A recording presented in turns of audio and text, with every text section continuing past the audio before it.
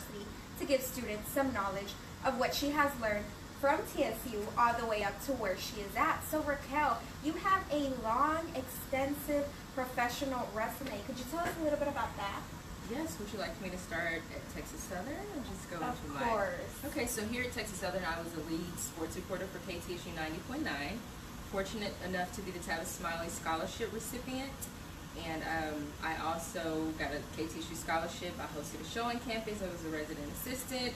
So I just done a plethora of things at Texas Southern that has planted those seeds and prepared me for my career. And now I'm currently working at CNN in the Business Administration Department. And so that's where I am. Thank you for having me. Yes, thank you for coming. So through all of those years, because it's easily said, but I know that you, in the panel, you gave a lot of knowledge.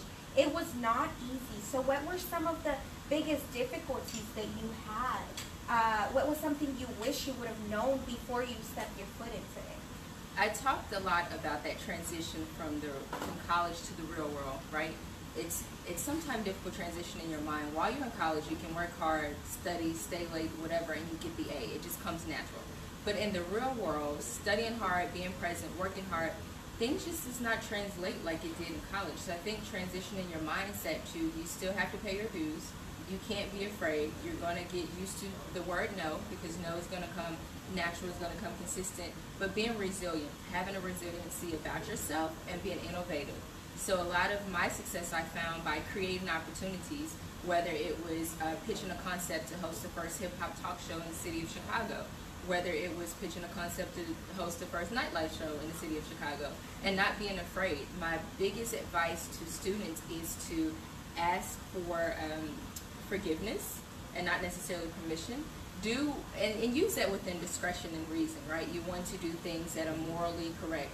But go out there. You cannot be afraid. Nothing is ever going to come to your lap. That's just not realistic. And it doesn't matter how hard you try. Sometimes you still may not get the opportunity, but not being afraid to fail. A lot of times you have to fail and fail and fail and fail forward until you create your own path. Someone asked about the corporate ladder. I don't really think there is a corporate ladder.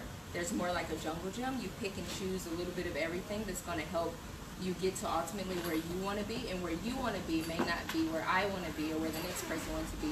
So just being confident in your own story and whatever contribution you had and things that you experienced in your life are aligning to place you where you need to be. That's right. And in order to do that, students need to learn how to network. So what advice do you give for students that do not know how to network? Networking is critical. LinkedIn accounts, social media accounts.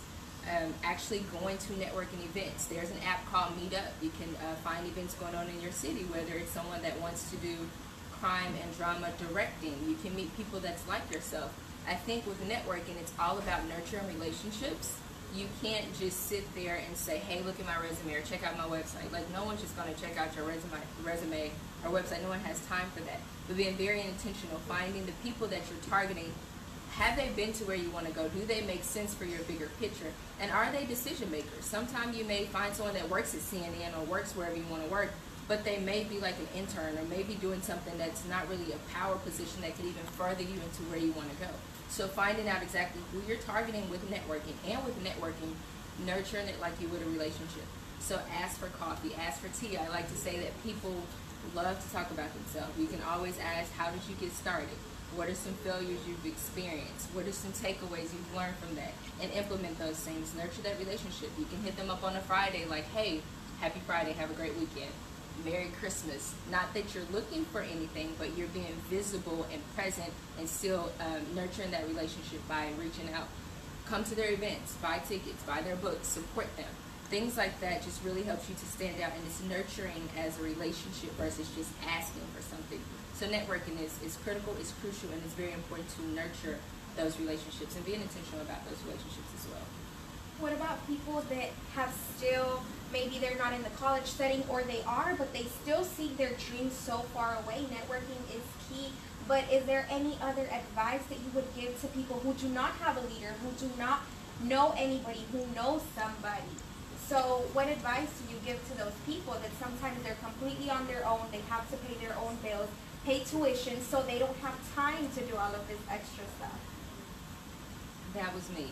right? And I think making time is important, just as if they made time to watch their favorite show, to eat their favorite food, to talk to their girlfriends, and waste time on social media. You've got to make time for what you want, because what you're consuming yourself with is a byproduct of where you're going to be in the future. You can take a look at what activities are you doing or not doing. That's a direct result to where you're going to be.